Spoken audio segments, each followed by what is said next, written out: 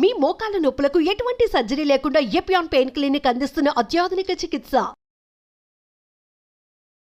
చాలా దారుణం మ్యామ్. అంటే జరిగిపోయిన సంఘటనల గురించి మాట్లాడుకుని ఇప్పుడు వెదర్ ఇట్ సుశాంత్ సింగ్ రాజ్పూత్ ఏదో ఒక తీవ్ర క్రైసిస్ వచ్చి ఇంకా నేను బయట పడలేని సమస్య ఇదే అని వాళ్ళు నిర్ధారించేసుకుని అంతటి ఎక్స్ట్రీమ్ స్టెప్ తీసుకుంటారు. ఐ జస్ట్ వండర్ మ్యామ్, వీటన్నిటితో పాటు అంటే ఒక మనిషికి డిప్రెషన్ ఉంది అని మనకి కనిపిస్తే యాజ్ అ డాక్టర్ మీరు డయాగ్నోస్ చేసినప్పుడు వాళ్ళకి వాట్ హెల్ప్స్ దెమ్ అంటే టిపికలీ కాగ్నిటివ్ థెరపీ అది హెల్ప్ అవుతుంది అంటే వాళ్ళు గుర్తించడం వాళ్ళ ఆలోచనలు ఎంత వక్రంగా వెళుతున్నాయని.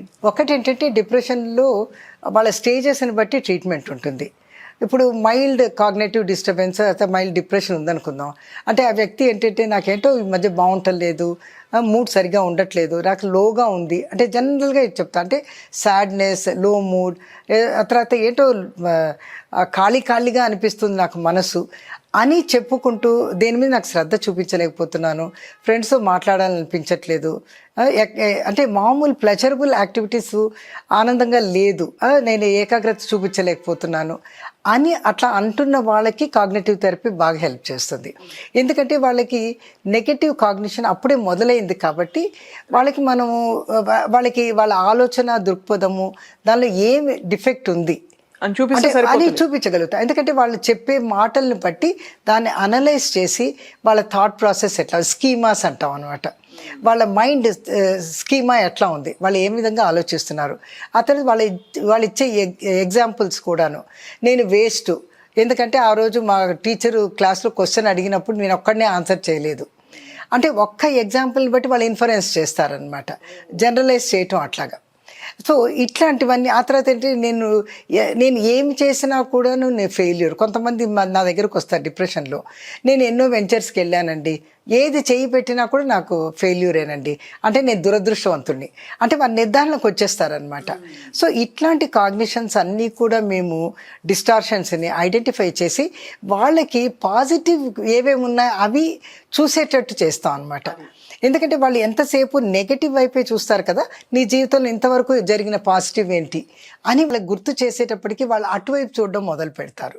సో ఇది కాగ్నిటివ్ థెరపీది మైల్డ్ వాటికి అనమాట. ఇంకా మోడరేట్ సివియర్ వాటిలో నేను ఇందాక చెప్పినట్టు వాళ్ళకి దుఃఖం రావటం, వాళ్ళకి తెలియదు కారణం ఎందుకో, గబుక్కుని దుఃఖం వచ్చేస్తుంది, ఆ తర్వాత ఏమో చికాక్గా ఉంటుంది, ఆ తర్వాత రెస్ట్లెస్గా ఉంటారు. మీరు మామూలుగా డిప్రెషన్ వచ్చిన వాళ్ళు మూల కూర్చుంటారని అంటారు, కానీ కొంతమంది అలా కాదు, వాళ్ళు అజిటేటెడ్గా ఉంటారు, అటు ఇటు పచారులు చేయటం, తలలో బోల్డ్ అంత ఆలోచనలు వస్తూ ఉంటాయి. ఆ ఆలోచనలు ఎట్లాంటివంటే కంట్రోల్ చేసుకోలేనట్టు నెగటివ్ ఆలోచనలు అవన్నీ కూడాను. ఆ తర్వాత వాళ్ళకి ఎవరితో కలవబుద్ధి కాకపోవటం, సోషల్ ఐసోలేషన్ చేసుకుంటారు వాళ్ళు. ఎందుకంటే వాళ్ళు కలిశారనుకోండి మనకు తెలుస్తుంది. ఆ తర్వాత ఏంటంటే ఆ తర్వాత కొంతమంది ఏం చేస్తారంటే నిద్ర పట్టదు వాళ్ళకి, కాబట్టి నిద్ర మాత్రల కోసం వెళ్తారు. వాళ్ళు ఏంటంటే తను నీరసంగా ఉంది, నిస్సత్తుగా, ఇవన్నీ కూడా డిప్రెషన్ సిమ్టమ్సే. కానీ చాలామంది అవి గమనించరు. నీరసంగా ఉంది, నిస్సత్తుగా ఉంది, పొద్దున్న లేస్తూనే లేవబుద్ధి కావటం లేదు, రాత్రి నిద్ర పడడం లేదు, ఎంతసేపు చేసినా కూడా పొద్దునంతా పనిచేసినా నిద్ర పడటం లేదు, ఇవన్నీ కూడా అనమాట. నిద్ర పట్టకపోవటం, తర్వాత ఆకలి వేయట్లేదు, ఎందుకో నాకు తెలియట్లేదు, వెయిట్ తగ్గిపోయాను, ఇవన్నీ వెజిటేటివ్ సిమ్టమ్స్ ఆర్ బయలాజిక్ అంటే బ్రెయిన్కి సంబంధించిన ముఖ్యమైన అంశాలు అనమాట. సో ఇవన్నీ కూడా కొంతమంది పెళ్లి చేసుకొని ఉంటారు, వాళ్ళు లవ్ మ్యారేజ్ చేసుకొని చక్కగా ఉంటారు, కానీ సెక్స్ మీద ఇంట్రెస్ట్ లేకపోవటం, ఆ భర్తతో భార్యతో కలిసి ఉండలేకపోవటం, ఇలాంటివి కూడా జరుగుతుంటాయి. వాళ్ళు ఏంటంటే సెక్షువల్ ప్రాబ్లం ఏమో అని సెక్సాలజిస్ట్ వాళ్ళ దగ్గరికి వెళ్తారు, కానీ మనం గమనించినట్టయితే ఇట్ ఈస్ బేసికలీ మూడ్ లేకపోవటం, మైండ్ నుంచి మొదలయ్యేది. సో ఈ ఆకలి, అతను చాలామంది ఏం చేస్తారంటే ఆకలిగా గ్యాస్ట్రోఎంట్రాలజిస్ట్ దగ్గరికి వెళ్ళిపోతుంటారు, వాళ్ళు గమనించి మా దగ్గరికి పంపిస్తుంటారు. ఆ తర్వాత ఏకాగ్రత లేకపోవటం, తర్వాత ఉద్యోగం సరిగ్గా చేయలేకపోవటం, తర్వాత లీవ్ పెట్టిద్దామా, రిజైన్ చేద్దాం, సడన్గా బాగా చక్కగా మంచి ఉద్యోగంలో ఉన్న వ్యక్తి సడన్గా ఉద్యోగం మానేసేద్దాం అనిపించటం.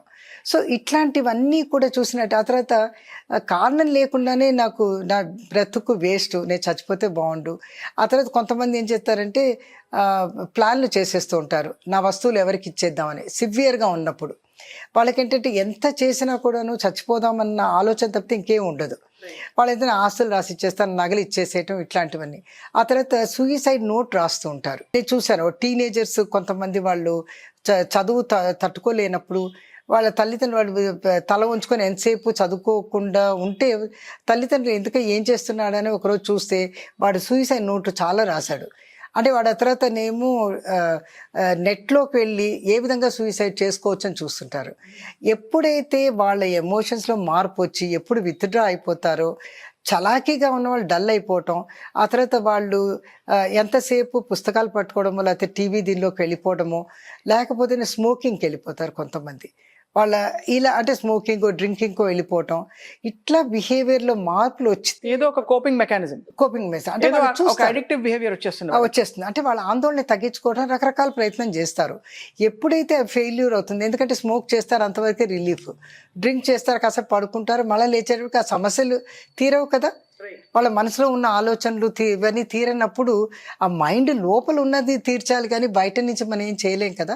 సో అలాంటి వ్యక్తులు ఎవరన్నా కొంచెం వాళ్ళ బిహేవియర్లో కానీ లేకపోతే వాళ్ళ ఎమోషన్స్లో కానీ వాళ్ళ మాట తీరులో కానీ ఎంతసేపు విరక్తిగా మాట్లాడుతున్నారంటే వాళ్ళతో కాసేపు కూర్చొని ఏం జరుగుతుంది అని, ఉద్యోగం గురించా లేకపోతే ఇంటి విషయమా అలాగా. కానీ ఇప్పుడు ఎవరికి ఉంది ఆ టైం, కానీ బట్ ఎవరన్నా మన క్లోజ్ ఫ్రెండ్స్ అంటే మనం